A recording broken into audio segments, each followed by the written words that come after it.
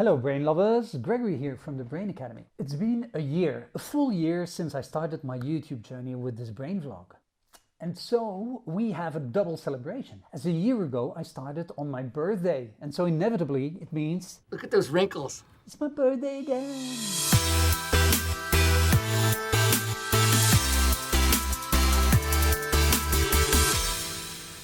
Let me ask you something. How old do you think I am? 48. 47. If you were wondering, I'm 47 now. So that puts me at about half my journey in this life, if nothing bad happens. So for some people it triggers many thoughts and deep reflections. I'm not one of them.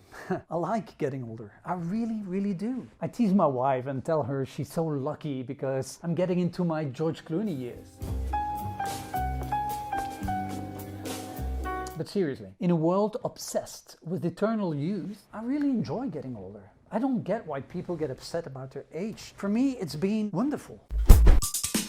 There is actual science to back that up. So if you followed my course Neuroscience for Parents, you already know that a brain reaches maturity from a biological point of view, that is, at the age of about 24-25. That's when the myelination process is completed. So myelination is a kind of wiring upgrade we get when we're adolescent. Existing connections become better insulated and gain in speed and efficiency. The drawback is that it becomes more difficult to learn new things. Not impossible, of course, but it takes more effort and time.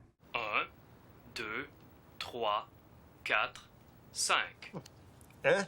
Blue, blah, flu, flank. Anyway, the point is, kid's brain is not the same as that of an adolescent, which again is different from that of an adult. So what happens next? Once we're an adult, does that brain of ours continue to evolve? So one interesting study came out in 2006 and was published in the Neuroscience journal. Australian researchers had participants aged 12 to 79 look at some pictures of faces while they were tracking their brain responses with MRI scans and EEG, so they could map what part of the brain was getting activated. The pictures shown were of happy and fearful faces. So what they suspected would happen did actually happen, namely that there were significant differences in age groups. So our brain doesn't react the same to a situation depending on our age. I feel the force. But you cannot control it.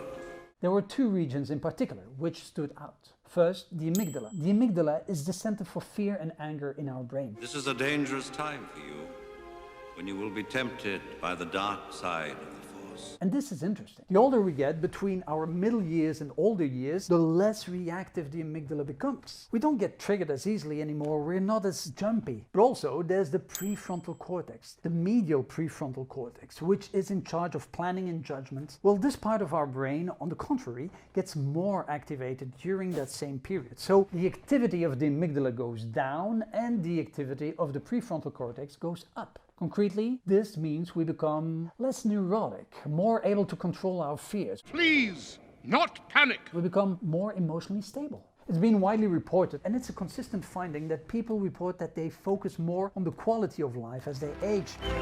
And now we can also confirm that this is happening from a brain's perspective. It's not only a mindset, or a point of view that we take. Our brain does adapt its functionality as we age, and we become, well, would I dare use the big word?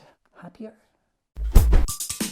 If we dig a little further, in a 2004 study in the US, 20-something report more feelings of being sad and depressed than people aged around 70. Now, there is an interesting theory here that says that when you're young and you look into the future, it can feel quite overwhelming. There's so much unknown, we don't know what choices to make and the implications they can have. You say one thing, he says another, and everybody changes back again. There are often a lot of expectations from our family and peers to act in a certain way. So this can lead to feelings of anxiety. There's so much to win or lose when you're young. Oh!